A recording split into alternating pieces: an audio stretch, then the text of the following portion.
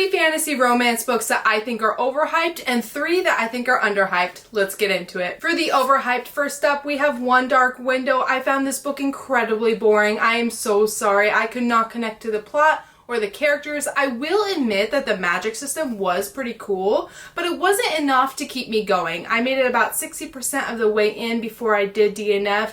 It just wasn't for me. I might get a little bit of hate for this one, but I'm gonna say it anyway. From Blood and Ash, I did enjoy the first 2 books for the most part. I love the dynamic between Poppy and Castile, and I did like their spice. But between book 2 and book 3, it just fell flat for me. I don't know what happened.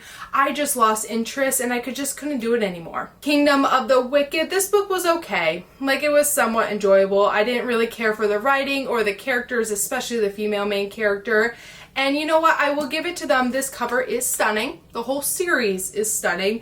But I just had no interest in reading anymore. For the underhyped books, first up we have The Bridge Kingdom. I feel like this book is not talked about enough on Book Talk. This is a slow burn fantasy romance. The plot is so unique and so different. And I love the tension and I love the banter. I love the characters.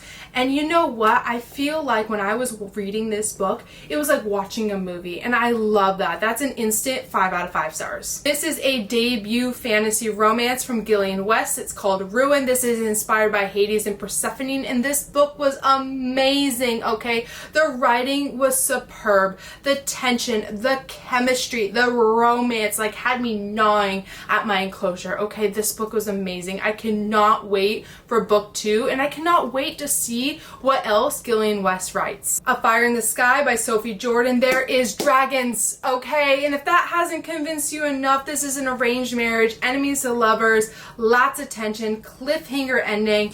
I love this book. It was fast-paced, it was easy to read, and I really immersed myself into this story. I cannot wait for book 2. That's it, book besties. Bye!